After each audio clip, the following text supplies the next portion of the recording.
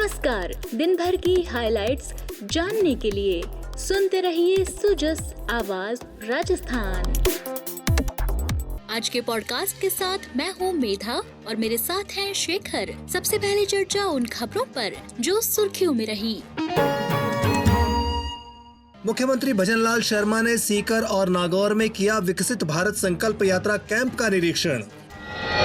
मुख्यमंत्री भजनलाल शर्मा ने कहा 450 रुपए में गैस सिलेंडर देने वाला देश का पहला राज्य राजस्थान।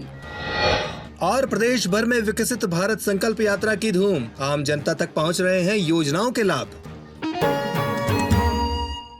मुख्यमंत्री भजनलाल शर्मा ने आज सीकर के बोसाना गांव में विकसित भारत संकल्प यात्रा कैंप का निरीक्षण किया। मुख्यमंत्री ने शिविर में लगे स्टॉल्स को देखा और आमजन से बातचीत भी की। उन्होंने कहा कि वर्ष 2047 तक भारत को विकसित राष्ट्र बनाना हम सबका दायित्व है। मुख्यमंत्री भजनलाल शर्मा ने कहा कि 1 जनवरी से पात्र परिवारों को राजस्थान में मात्र 450 रुपए में गैस सिलेंडर दिया जा रहा है। 1 जनवरी से पूरे देश के अंदर अगर सबसे सस्ता सिलेंडर है तो वो राजस्थान के अंदर है और आप लोगों का उसका फायदा मिल रहा है। हमने जो वायदा किया था और हमारे घोषणा पत्र में जो हमने संकल्प पत्र हमारा था, हम उसे निश्चित रूप से पूरा करेंगे। उपस्थित जनसमूह को संबोधित करते हुए मुख्यमंत्री ने कहा कि विकसित भारत संकल्प यात्रा का मुख्य उद्देश्य सरकार की जन कल्याणकारी योजनाओं को हर पात्र अंतिम व्यक्ति तक पहुंचाना है। मुख्यमंत्री ने कहा कि पेपर लीक मामलों में SIT गठित कर दी गई है, वहीं महिला सुरक्षा को लेकर भी सरकार गंभीर है। मैं उन सभी युवाओं से कहना चाहता हूँ, हमने आपसे वायदा किया था कि हम पेपर लीक की SIT गठित करेंगे। हमने SIT गठित कर दी है। SIT ने काम भी प्रारंभ कर दिया है। हमारे युवाओं के साथ जिसने धोखा किया है उसको किसी भी कीमत पर नहीं बख्शा जाएगा। ये मैं सभी युवाओं को विश्वास दिलाना चाहता हूँ। मैं आपको इतना भी कहना चाहता हूँ, हमारी माता बहनों की सुरक्षा हमारी सरकार का पहला काम है। किसी भी तरह से अगर हमारी माता बहनें परेशान होती हैं, परेशान नहीं होने दिया जाएगा। ये हमारा संकल्प है।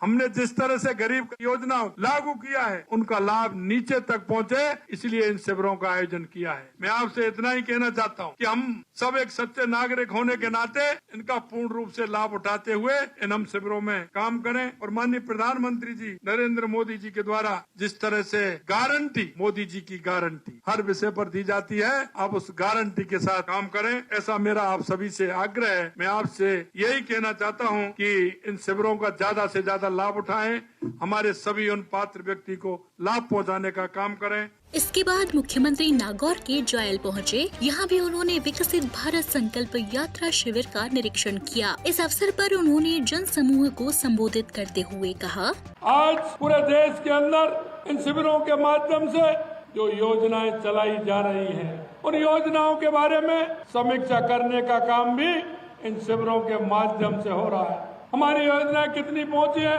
कितने गरीबों को उसका लाभ मिला है और कितने गरीब उसमें से वंचित हैं, और उस वंचित व्यक्ति को लाभ मिले, एक एक व्यक्ति को लाभ मिले, इसके लिए ये शिविर पूरे देश के अंदर लगाए जा रहे हैं। मैं आपके माध्यम से मैं कहना चाहता हूँ, किसान, गरीब, मजदूर और वो पात्र व्यक्ति जिसको इसका लाभ मिलना चाहिए, हमारी विभिन्न योजनाओं का लाभ उस व्यक्ति को मिले, ये शिविरों में सुनिश्चितता हो।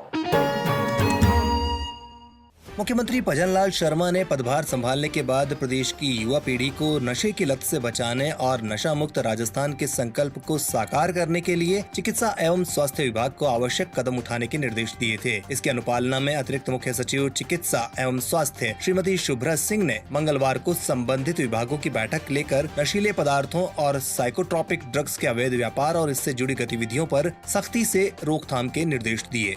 बढ़ते हैं आगे। मुख्यमंत्री भजनलाल शर्मा से आज मुख्यमंत्री निवास OTS पर राजस्थान पुलिस सेवा परिषद के पदाधिकारियों ने शिष्टाचार भेंट की। इस दौरान एसोसिएशन के अध्यक्ष रघुवीर सैनी, महासचिव सुलेश चौधरी सहित अन्य पदाधिकारी उपस्थित रहे। इधर राज्यपाल कलराज मिश्र से मुख्य सचिव सुधांश पंत ने आज राजभवन में मुलाकात की। मुख्य सचिव नियुक्त होने के बाद से श्री पंत की राज्यपाल श्री मिश्र के साथ ये पहली शिष्टाचार भेंट थी। राज्यपाल श्री मिश्र ने मुख्य सचिव को बधाई देते हुए उन्हें शुभकामनाएं दी। वहीं राज्यपाल से पुलिस महानिदेशक उत्कल रंजन साहू ने भी आज राजभवन में मुलाकात की। उप मुख्यमंत्री दिया कुमारी ने आज जयपुर के सवाई मानसिंह स्टेडियम में 67वीं राष्ट्रीय विद्यालयी कबड्डी प्रतियोगिता 17 वर्ष आयु छात्रा संवर्ग का शुभारंभ किया। इस मौके पर उन्होंने कहा कि बेटियां अपने दिल की बात सुनते हुए जीवन में अपने सपने और लक्ष्यों को साकार करने के लिए पूरी मेहनत और लगन के साथ आगे बढ़ें। अपने संबोधन में फॉलो योर ड्रीम के स्लोगन से बेटियों में जोश और ऊर्जा का संचार करते हुए कहा कि जीवन में सदैव अपने दिल की बात सुने। आज नेशनल स्कूली स्पर्धा की टीमों का प्रतिनिधित्व कर रही बेटियों का गोल कबड्डी खेलना और देश के लिए मेडल लाना है। इसे हमेशा अपने जहन में याद रखें। ये ही खिलाड़ी आगे चलकर अपने करियर में अंतर्राष्ट्रीय स्तर पर देश का नाम रोशन करने में अवश्य कामयाब होंगी। अब एक नजर मुख्यमंत्री के सोशल मीडिया संदेश पर। मुख्यमंत्री श्री भजनलाल शर्मा ने अपने सोशल संदेश में भारतीय अंतरिक्ष अनुसंधान को नई ऊंचाइयों तक पहुंचाने वाले महान वैज्ञानिक पद्म विभूषण से सम्मानित डॉक्टर सतीश कुमार धवन जी की पुण्यतिथि पर उन्हें सादर नमन किया। मुख्यमंत्री ने कवयित्री सावित्रीबाई फुले जी की जयंती पर उन्हें स्मरण करते हुए सोशल मीडिया पर लिखा, भारत की प्रथम महिला शिक्षिका, भारतीय नारी मुक्ति आंदोलन की प्रणेता, संपूर्ण जीवन महिलाओं के अधिकारों, उनकी शिक्षा और उनके सम्मान हेतु सतत कार्य करने वाली महान समाज सेविका उत्कृष्ट कवयित्री सावित्रीबाई फुले जी की जयंती पर उन्हें शत शत नमन। मुख्यमंत्री से कल देर रात आमजन ने उनके ओटीएस निवास पर मुलाकात की। इस पर मुख्यमंत्री ने लिखा, देर रात लूणी विधानसभा से पधारे देवतुल्य जनों व कार्यकर्ताओं द्वारा जो स्नेह व सम्मान प्राप्त हुआ, उसके लिए आप सभी का हृदय की गहराइयों से आभार। आपका यही स्नेह व विश्वास मुझे और अधिक उत्साह के साथ आपनों अग्रणी राजस्थान के लक्ष्य को हासिल करने के लिए प्रेरित करता है। आप सुन रहे हैं सुजस आवाज राजस्थान। भारत निर्वाचन आयोग ने लोकसभा आम चुनाव के लिए राष्ट्रीय औसत 67.40% से कम मतदान वाले केंद्रों के लिए बूथ स्तरीय टर्न आउट इम्प्लीमेंटेशन प्लान तैयार करने के निर्देश दिए हैं। जिला निर्वाचन अधिकारी अंशदीप ने बताया कि लोकसभा क्षेत्र में सभी निर्वाचक रजिस्ट्रीकरण पदाधिकारी भारत निर्वाचन आयोग के निर्देशानुसार स्वीप कार्य योजना बनाकर कार्य करेंगे। स्वीप कार्यक्रम में 18-19 आयु वर्ग के नव मतदाताओं की पहचान में 100% भागीदारी को ध्यान में रखा जाएगा। 20 से 29 आयु वर्ग 80 साल से अधिक और विशेष योग्य जन मतदाताओं की गत मतदान में भागीदारी का आकलन करते हुए उन्हें सम्मिलित किया जाएगा। लोकसभा आम चुनाव 2019 में महिला पुरुष मतदान में 5% से अधिक के अंतर को ध्यान में रखते हुए कार्य योजना निर्मित की जाने के भी निर्देश उन्होंने दिए। भारत सरकार की योजनाओं के बेहतर क्रियान्वयन और इनका लाभ पात्र लोगों तक पहुंचाने के लिए सभी जिलों में विकसित भारत संकल्प यात्रा जारी है। इसी के तहत आज प्रस्तुत है मेरी कहानी मेरी जुबानी में सांचौर की ग्राम पंचायत चौरा के राम सिंह चौहान की कहानी। इन्हें जैविक खेती के लिए लाभ मिला है। मैं राम सिंह चौहान चौरा से। मैंने पहले अपने खेत में कृषि उपज के लिए अत्यधिक मात्रा में रासायनिक उर्वरक का उपयोग किया, जो कि मेरे जमीन को बंजर बनाने में एक बड़ा कारण रही। लेकिन जैसे ही मैं कृषि विभाग के संपर्क में आया, उसके पश्चात मैंने जैविक खेती के ऊपर बल दिया और आज मेरी पैदावार बहुत ही अच्छी है, गुडवेल है।